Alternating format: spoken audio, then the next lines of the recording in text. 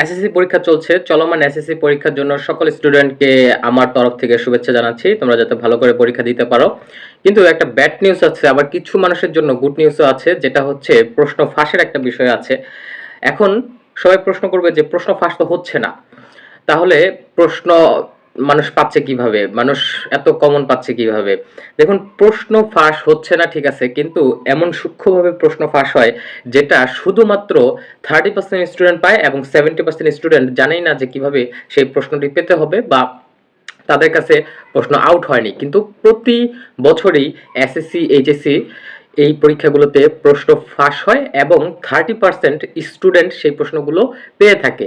তুমি লক্ষ্য করে থাকবে যে তোমার ক্লাসে সবচেয়ে দুর্বল কিন্তু অর্থনৈতিক দিক থেকে খুবই সবল সেই স্টুডেন্টটা অনেক ভালো রেজাল্ট করেছে, তিনি হচ্ছে প্লাস পেয়েছে, এ প্লাস অর্জন করতে সক্ষম হয়েছে। কিন্তু তোমার মাথায় ঢুকতেছে না এই স্টুডেন্টরা তো টার্ম পরীক্ষাতে বা যে কোনো সিটি পরীক্ষা, মডেল টেস্ট পরীক্ষায় কোনো পরীক্ষাতেই ঠিকঠাক মতো পাসই করতো না। সেই স্টুডেন্টটা কিভাবে এ প্লাস পায় এইটা নিয়ে তুমি চিন্তা করতেছো, কিন্তু তুমি চিন্তা করে পাচ্ছ না যে কিভাবে এই স্টুডেন্টটা পেলো। ওই স্টুডেন্টটা হচ্ছে তোমার প্রশ্ন পেয়েছে এবং সেই প্রশ্ন দেখেই ওই স্টুডেন্টরা পরীক্ষা দিয়েছে, এজন্যই প্লাস পেয়েছে। এখন প্রশ্ন কিভাবে পাবে সেটা একটু জটিল বিষয়। অনেকেই জানে, অনেকেই জানে না যে কিভাবে প্রশ্ন পেতে হয়।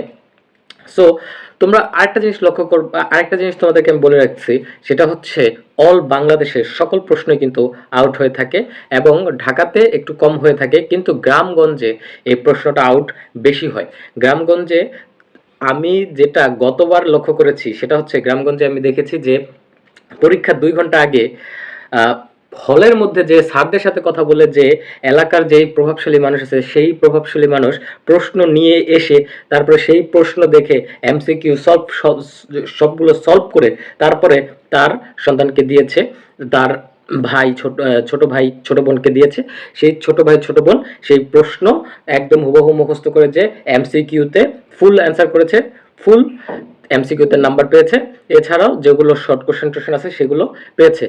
এখন দেশে তো অত ফ্যাসিলিটি নাই বা দেশের মানুষজন অত বেশি কিছু বোঝে না, সেজন্য তারা হচ্ছে খুব ডিজিটালাইজলি জিনিসটা করতে পারে নাই, বা সৃজনশীলের প্রশ্নটা ঠিকঠাক মতো তারা হচ্ছে করতে পারে নাই।